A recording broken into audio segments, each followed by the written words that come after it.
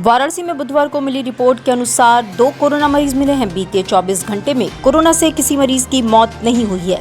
बुधवार को home isolation से 4 मरीज स्वस्थ हुए हैं। आज कोविड हॉस्पिटल से किसी मरीज को छुट्टी नहीं मिली है। वाराणसी में तीसरी लहर में अब तक 13,662 पॉजिटिव मरीज मिल चुके हैं। इनमें से 13,630 लोग स्वस्थ हो चुके हैं, जबकि एक्टिव केसों की संख्या 19 है। मड़ुआडीह थाना क्षेत्र के भिखारीपुर गांव में युवक का खून से लथपथ शव मिलने से हड़कंप मच गया। मृतक की शिनाख्त क्षेत्रीय निवासी जयदीप उर्फ चीनी के रूप में हुई है। मृतक 2 दिन से लापता था और कारपेंटर का काम करता था। जयदीप का शव उसके घर से कुछ ही दूरी पर खाली पड़े प्लॉट से मिला है। फिलहाल मौके पर पहुंची पुलिस ने शव को कब्जे में लेकर पोस्टमार्टम के लिए भिजवा दिया है। वहीं घटना की सूचना पर मौके पर एडीसीपी वरुणा प्रबल प्रताप सिंह भी पहुंचे और घटनास्थल का मुआयना किया और आवश्यक दिशा निर्देश भी दिए। उन्होंने बताया कि बॉडी देखने से 2 दिन पुरानी प्रतीत हो रही है। इस संबंध में परिजनों ने गुमशुदगी की रिपोर्ट भी दर्ज नहीं कराई मिली है। ये भिखारीपुर गांव के अंदर जो भिखारीपुर का रहने वाला है, इसका नाम मृतक का नाम जयदीप है और बॉडी डिकेड है। ऐसा लगता है कि 2-3 दिन पहले, लगभग 24 घंटे ज़्यादा पहले घटना घटित हुई है। अभी चूँकि बॉडी डिके हो गई है तो प्रमा फेसी किस कारण से मौत हुई है तो पोस्टमार्टम के बाद ही पता चल पाएगा। और अभी इसमें पारिवारिक रंजिश और आपसी रंजिश तलाशी जा रही है। इनकी गुमशुदगी भी दर्ज है क्या सर? अभी इसकी गुमशुदगी दर्ज नहीं है और ये जानकारी में आया था कि ये अकेला रहता था, वही था और इधर उधर घूमता रहता था। तो अभी इसके पीछे क्या परिस्थिति रही है इसकी जानकारी की जा रही है। वाराणसी के चोलापुर थाना क्षेत्र के चमराहा बाजार में आजमगढ़ मार्ग पर अनियंत्रित वाहन ने सड़क किनारे कई लोगों को कुचल दिया। इस घटना में एक की मौके पर ही मौत हो गई तथा कई घायल हैं, जिन्हें उपचार के लिए भेजा गया है। प्राप्त जानकारी के अनुसार वाराणसी आजमगढ़ मार्ग पर चमराहा बाजार में शाम 6 बजे एक तेज रफ्तार बोलेरो गाड़ी ग्राम प्रधान भोर राजेश के आवास के बाहर बैठे लोगों को कुचलते हुए वहां रखे ईंट से टकराकर रुक गई। इस हादसे में वहां बैठे एक व्यक्ति की मौके पर ही मौत हो गई। फिलहाल मौके पर पहुंची पुलिस आवश्यक कार्रवाई में जुट गई है। चौबेपुर क्षेत्र के डुबकिया बाजार से पेट्रोल भराकर आते समय डुबकिया बाजार में डिवाइडर से टकराकर 2 बाइक सवार गंभीर रूप से घायल हो गए। ग्रामीणों ने 112 डायल को बुलाकर आनंद फानन में दोनों को चिरई गांव के प्राथमिक उपचार केंद्र पर भेजा, जहां से दोनों को जिला अस्पताल रेफर किया गया है, जहां चिकित्सकों ने दोनों को मृत घोषित कर दिया। ग्रामीणों के अनुसार ग्राम पंचायत नारायणपुर की दलित बस्ती बिहार निवासी स्वर्गीय बाबूलाल का लड़का विकास 26 वर्ष मंगलवार को बड़ागांव थाना क्षेत्र के बीरपट्टी निवासी अपने मौसेरे भाई की बारात में रमईपट्टी निवासी अपने मामा श्याम जी पुत्र लुट्टूर 65 वर्ष के साथ शादी में सम्मिलित होने गया था। भेलपुर थाने की पुलिस को बीती रात बड़ी सफलता हाथ लगी है। थाने की पुलिस ने पुलिस कमिश्नर ए सतीश गणेश को दिशा निर्देश पर एसपी भेलपुर प्रवीण कुमार सिंह के नेतृत्व में शहर में शांति व्यवस्था कायम रखने के लिए दिसंबर 2019 से 7 CLA एक्ट में वांछित 4 वारंटियों को पकड़ने में सफलता प्राप्त की। ये सभी CANRC के दौरान बजरडीहा इलाके में हुए बवाल में शामिल थे। फिलहाल सभी को जेल भेज दिया गया है। इस बवाल में 28 नामजद और 2900 अज्ञात के विरुद्ध मुकदमा पंजीकृत किया गया था। इस बवाल में एक 8 वर्षीय बच्ची की मौत भी हुई थी। अगर आप भी अपने 2 पहिया वाहन की स्मार्ट सर्विस चाहते हैं तो स्मार्ट गैरेज है आपके लिए बेस्ट ऑप्शन। मात्र 99 रुपए में बाइक और स्कूटी की करवाए सर्विसिंग। पिक एंड ड्रॉप की है विशेष सुविधा। वाराणसी आजमगढ़ रोड लंबी सब्जी मंडी के पास।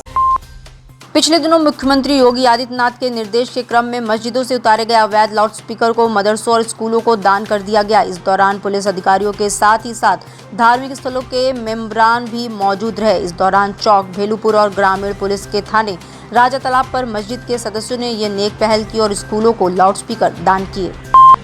बेनियाबाग पर अंडरग्राउंड पार्किंग बनने के बाद नगर निगम ने इस वर्ष बेनियाबाग ऑटो रिक्शा स्टैंड और कार पार्किंग का ठेका रिन्यूअल नहीं किया है, जिससे वहां का ऑटो स्टैंड समाप्त हो गया है। ऐसे में ऑटो रिक्शा वेलफेयर सोसाइटी के सदस्यों ने बुधवार को नगर आयुक्त प्रणय सिंह से मुलाकात कर उन्हें नई जगह पर ये स्टैंड पुनः शुरू करने का सुझाव देते हुए एक पत्रक सौंपा, जिस पर नगर आयुक्त ने जोनल अधिकारी और सर्वेवर को जगह की जाँच के लिए निर्देशित किया है। इस संबंध में ऑटो रिक्शा वेलफेयर सोसाइटी के जिला अध्यक्ष घनश्याम यादव ने बताया कि शहर का बेनियाबाग स्टैंड निरस्त कर दिया गया है, जिसके कारण यात्रियों व ऑटो चालकों को काफ़ी दिक्कतें हो रही हैं। ऑटो चालक यूनियन से कुछ लोग मिलने आए थे। उसमें उनका मेन इशू ये था कि बेनियाबाग में जो पार्किंग के सामने पुराना ऑटो स्टैंड चलता था वो हमने इस साल रिन्यू नहीं किया है, क्योंकि ऑलरेडी वहाँ एक पार्किंग बन गई थी। ना वहाँ कार पार्किंग का रिन्यू किया ना ऑटो स्टैंड का। तो उनका ये कहना था कि क्योंकि वहाँ पर लोग आते जाते हैं तो एक ऑटो स्टैंड कहीं अल्टरनेटिव जगह पर हो जाए तो उन्होंने एक सजेस्ट किया जगह वहीं थोड़े से आगे चल के 100 मीटर आगे एक पहले रिक्शा स्टैंड चलता था, अगर वहाँ ऑटो स्टैंड व्यवस्थित कर दिया जाए तो उनको लाभ मिलेगा और जनता को भी लाभ मिलेगा। तो मैंने अभी अपने जोनल को और सर्वेयर को भेज दिया है। ज्ञानवापी मस्जिद सर्वे मामले में मुस्लिम पक्ष द्वारा लगातार प्लेसेस ऑफ वर्शिप एक्ट 1991 के परिप्रेक्ष्य में इस मुकदमे को बाढ़ बताया जा रहा है। ऐसे में अब अखिल भारतीय संत समिति ने प्लेसेस ऑफ वर्शिप एक्ट 1991 के विरुद्ध एक जनहित याचिका डालते हुए इस नियम को चैलेंज किया है। ये याचिका अखिल भारतीय संत समिति के महामंत्री स्वामी जितेंद्रानंद सरस्वती ने डाली है। स्वामी जितेंद्रानंद सरस्वती ने कहा है कि हमने भारतीय संविधान के दायरे में उच्चतम न्यायालय में एक एक्ट को आज चैलेंज किया है। स्वामी जितेंद्रानंद सरस्वती ने कहा कि भारतीय संविधान में धर्म स्वतंत्रता के मूल अधिकारों के अंतर्गत जब हमारे धर्म पर प्रहार हुए तो एक ऐसा विधेयक ला करके हमें रोक दिया गया। स्वामी जितेंद्रानंद सरस्वती ने आगे कहा कि हमने इस एक्ट की धाराओं को चैलेंज किया है क्योंकि ये वही बात है कि जबरा मारे भी और रोए भी न दे। अब हम अपनी शिकायत भी नहीं कर सकते। इसकी धाराओं को चैलेंज किया है। ये तो वही बात हुई, जबरा मारे और रोए न दे, कि हम अपनी शिकायत भी नहीं कर सकते। हमारी संस्कृति, हमारी सभ्यता, ये सब कुछ नष्ट करने का प्रयास किया गया। और जिस समय अयोध्या के पानी को राम भक्तों के खून से लाल कर दिया था 1990 में, 1991 के अंदर राम उत्तर प्रदेश के जेलों में 5 लाख राम भक्तों को भर करके दिल्ली की संसद एक ऐसा एक्ट पास कर देती है जिस एक्ट की लोग दुहाई दे करके आज यह कहते हैं कि इस एक्ट के कारण आप काशी मथुरा ये दावा नहीं कर सकते। अतः हमने भारतीय संविधान के दायरे में उच्चतम न्यायालय में आज इस एक्ट को हमने चैलेंज किया है।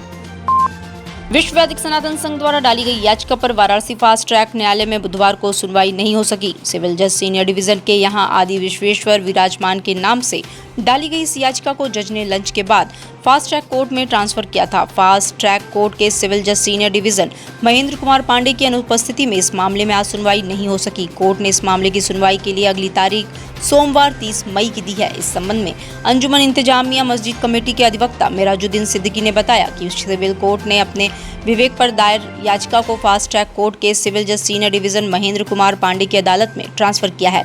जज की अनुपस्थिति में इस मामले की अगली तारीख 30 मई की दी गई है। किसी रीजन से कहीं काम में यहाँ पे रखना तो अब 30 तारीख की डेट इसमें कंफर्म की गई है। 30 तारीख को हम आर्गुमेंट रखेंगे। सर क्या रीजन है कि इसको फास्ट ट्रैक कोर्ट में भेजा गया, क्योंकि ऐसी और बहुत प्लीज हैं जो मांग रही है कि हम वहाँ प्रेयर कर सकते हैं या नहीं? देखिए, वो हमारी जो प्लेंट थी उसको देख करके जो जज साहब है सिविल जज सीनियर डिवीजन रवि दिवाकर जी ने बिना किसी सजेशन के ऑब्जेक्शन इनवाइट किए अपनी मोशन पे इसको ट्रांसफ़र किया है, खुद को एक्सीजेंसी मानते हुए, इस केस को एक्सीजेंस मानते हुए। जो हमारी डिमांड है, हमने डिमांड किया तत्काल प्रभाव से पूजा शुरू की जाए। इन सब चीज़ों को देखते हुए उन्होंने खुद ट्रांसफ़र किया है। तो मैं समझता हूँ ऑर्डर 39 रूल 1 और 2 के ऊपर हम जब आर्गूमेंट करेंगे मंडे को और उसको डिस्पोज यदि किया जाएगा तो तुरंत कार्रवाई शुरू होगी। विश्व वैदिक सनातन संघ के प्रमुख जितेंद्र सिंह बिसेन ने अपनी नई याचिका पर बड़ा बयान देते हुए कहा है कि कुछ लोगों को भ्रम है कि हम ज्ञानवापी के लिए लड़ रहे हैं। मैं स्पष्ट करना चाहता हूं कि हमारा दावा केवल ज्ञानवापी के लिए नहीं। उन्होंने कहा, मुझे पूरा पंचकोश इस्लाम मुक्त चाहिए। ये दावा उसी को लेकर किया गया है। कहा कि ज्ञानवापी प्रकरण को लेकर हमारे संगठन की ओर से अब तक 7 मुकदमे दाखिल किए गए हैं। इनमें से सबसे महत्वपूर्ण मुकदमा मंगलवार को भगवान आदि विश्वेश्वर विराजमान के नाम से दाखिल किया गया है। मुकदमे की गंभीरता को समझते हुए आज अदालत ने उसे फास्ट ट्रैक कोर्ट को ट्रांसफर कर दिया गया है। जितेंद्र सिंह बिसेन ने कहा कि हम अदालत में बताएंगे कि इस 5 कोस क्षेत्र यानी पंचकोसी में हमारे कौन से धार्मिक स्थल और देवी देवताओं के स्थान आते हैं। हम अदालत में काशी विश्वनाथ एक्ट 1983 के हिसाब से चलेंगे। उसमें स्पष्ट है कि 5 कोस का अविमुक्त क्षेत्र सिर्फ हिंदुओं का है। मैं स्पष्ट कर देना चाहता हूँ भाई, मुझे पूरा 5 कोस इस्लाम मुक्त चाहिए। ये दावा उसी को लेकर फाइल किया गया है। और ये मैंने कहा ना, पूरे 5 कोस की बात कर रहा हूँ बंधुवर। पूरे आप रजिया मस्जिद की बात कर रहे हैं शायद। मैंने कहा पूरे 5 कोस की बात कर रहा हूँ, जिसपे काशी वासियों को विशेषकर उन्हें पता है कि वो जो पंचकोसी परिक्रमा करते हैं उस पूरे 5 कोस का दावा है। मूल अगर दावे में जाएं तो ये हमारे इसी दावे में नहीं, बाकी सब दावों में उस पूरे 5 कोस का विवरण है। हम समझते हैं शायद न्यायालय भी इस बात को समझ रहा है। अच्छा, सबसे बड़ी चीज़, हमने कोई दावा बगैर किसी आधार के नहीं करा है। आधार को माना है, आधार रखे गए हैं उस दावे में। हमने अपने शास्त्रों से, पुराणों से, वेदों से डिजिटल इंडिया का digital new platform live VNS पिछले 7 वर्षों से बनारस की सेवा में। पाइए बनारस के कोने कोने की खबर निष्पक्षता के साथ लाइव VNS से। बनारस की ताज़ा तरीन खबरों के लिए प्ले स्टोर से डाउनलोड कीजिए लाइव VNS ऐप या फॉलो कीजिए लाइव VNS को सोशल मीडिया पर।